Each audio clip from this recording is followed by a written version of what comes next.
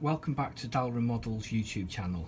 In this episode I'm going to be showing you some basic photo etch work, and what I'm going to be doing is taking this piece with the radiator fans on and replicating those in the photo etch that comes in the hobby design set. So there's two frets I'll need, this one and this one. So to start off with, if you clear or remove the clear backing paper from both sides, and sometimes you get some residue left on there, so what I tend to do is get a file and just give it a key all over, being careful not to damage any of the parts. Just enough of a key that it will remove any surface contamination or glue residue from the backing paper or anything like that it may have. It doesn't need a lot, just light sanding. Just use the other side that's got a finer grit on it. So this won't create any visible scratches or anything when you actually come to the final assembly or anything, but it's just enough that it will clean it up. And then after that, get a bit of your kitchen towel with some isopropyl alcohol and then just wipe it off, and you can see the dirt that's coming off it, which is what you want to remove. And then when it comes to glue and paint, you're not going to have any issues with anything not sticking to it. So there we go, that's the basics of it done. I'll just give it a quick blast with the airbrush just to get any bits off it. So the next thing we want to do then is cut off the parts. So what I'll do, make sure you have a sharp blade in your knife, and then carefully just cut the tabs that hold in the photo etch in place. You want to be careful doing this that no parts get bent, especially when it's small parts like this, because they'll be very difficult to straighten out afterwards.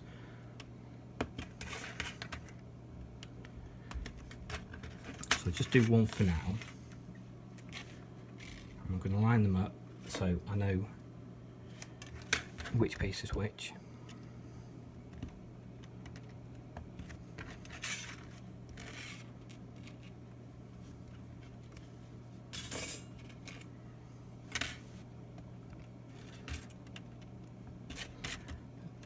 So as you can see, there's a few pieces that build up this fan assembly.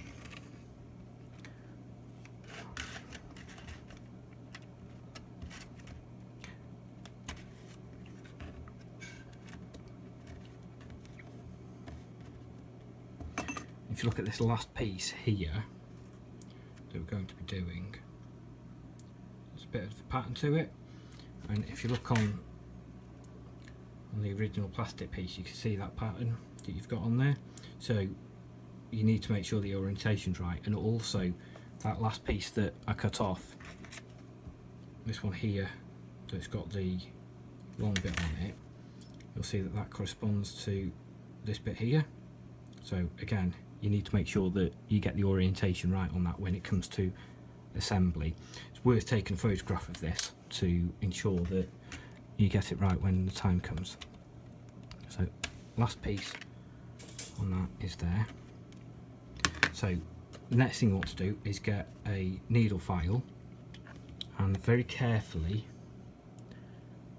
find where your notches are and just sand. Just stroke it, don't put any pressure on it because you'll risk damaging the photo etch part or bending it or something if you go too hard with it. So you just want to go very lightly, just to get rid of any sticky out bits. and you find that when you've cut them off, they don't always sit flush, but you can feel it when you run your finger around. Obviously, if you do that, be very, very careful, because they will be sharp and they will cut you. The same on this one. This one, as you can see, is very thin, so you want to be extra careful to make sure that you don't bend the metal, but you can see there that it's gone nice and smooth. Next one, where you've got the tab here, just by my nail, that's meant to be there, so you don't want to file that off. It's just this little burr next to it where it was attached to the fret that you want to remove. And the last one on this piece there.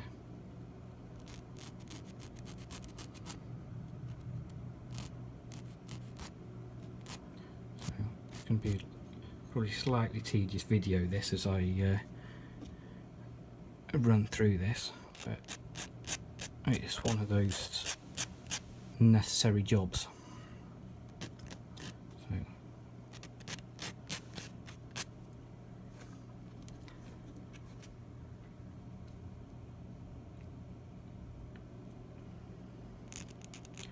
another one with bits very close, so where you try and sand, as you can see, I'm just very, very gently rubbing the file against the part, and I'm holding it quite close as well to try and avoid any of it bending. And you'll find that if you've got very thin photo etch, it's worth getting a pair of tweezers or something. I've got some of these that when you're actually holding a part that's small, it's very easy to just hold it like that and get the part that you want to file as close as you can, and then you can just stroke along it. And again, because you're stroking, it's not going to pull it out of the tweezers or anything. And the same on this tip here.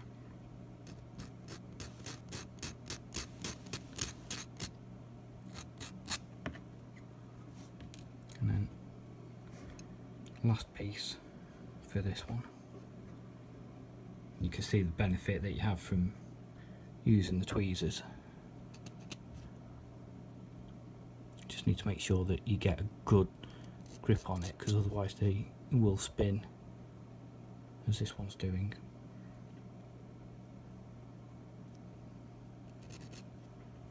Which is why I prefer to just hold it, and if you can get a good grip on it, then it will work just as well. The problem with holding it, if you've got a larger piece, is you can risk bending it in your fingers if it's thin metal, and the other side of it, if you've got a small piece, is trying to hold it while you're sanding it like this can be very difficult, which is where the tweezers come in useful. So that's all the bits sanded down. So next thing we want to do is get some super glue and start the assembly. So I'll just put some in my little lid that I use. Again, milk bottle tops for things like this are absolutely perfect. They're easily available and don't cost anything, because you get them with cartons, and at the end of the day they're only going to go in the bin. So what we want to do, very carefully apply some glue to the inner edge of this ring.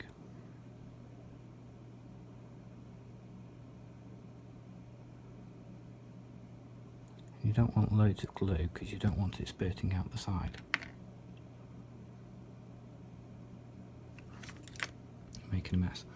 And then with this one, you want to line those notches up.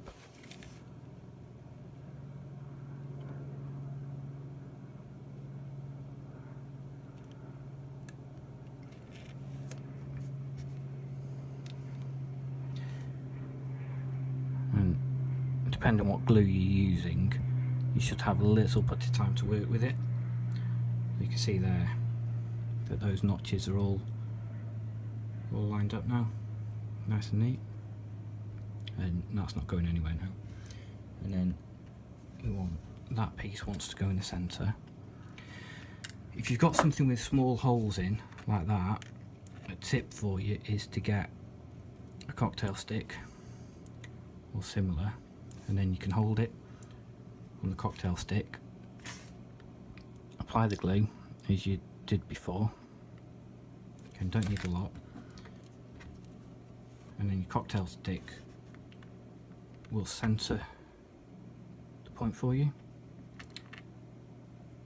And if you give it a twist at different angles, make sure it is centred, and there you can see you've got it right in the middle. And then you've got this piece goes over the top, and you want a bit of glue in the centre, and again a little bit of glue around the edge. So I'll go around the edge first.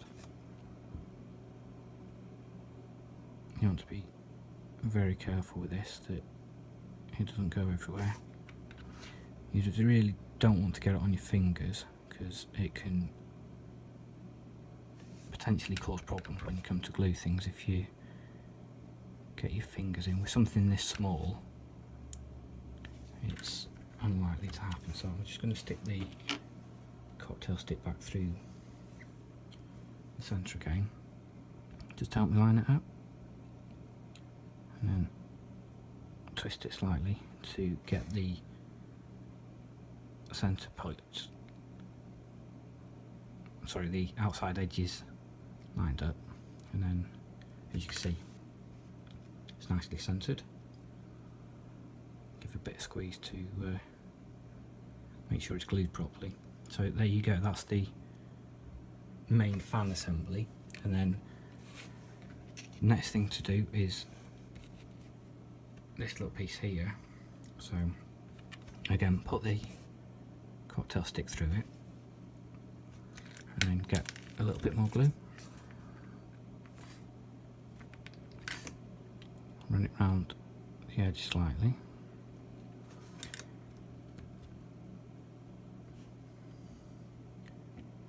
and then drop that on there. And the last thing you want to do now is check which fan you're doing and how it fits with that other piece. And as you can see, if I've got this one here with this bit sticking out here like that one, sorry, I'll put it back into camera. If you're doing the one on the left here where you've got this piece here, which you can see there, you want to make sure that this piece is centered right. So if I get a little bit of glue just around the edge, just use my fingers again, and then get the tweezers to line it up. So that piece goes just like that there. And because I'm using a slightly thicker super glue, I've got a bit of time to work with it before it dries to actually position it exactly where I want it, like that. So here you go, that's your final photo etch assembly done to replicate that one on the left. So I'll move on to the second one, and then we can attach them. Okay, so I've got those completed now and glued them on, and what I actually did was put marks either side on here to line up with these so that I could see exactly where they were to glue to, and I'm sure you can see they're so much better than the kit parts would have been. They actually look like proper fans now, unlike just lumps of plastic. When it came to removing the moulded on pieces, there's a couple of ways you can do it. You can either use a photo etch saw or something like that, or you can just sand it, and in the case of these ones it was just easy to sand them using a saw. The parts, as you can probably see, are very thin, so trying to get a saw in there isn't very practical, so just good sanding makes it nice and smooth, and I'm sure, like I said, you can agree that they're worth the effort. So thank you for watching this video, and hopefully you enjoyed it. So see you soon.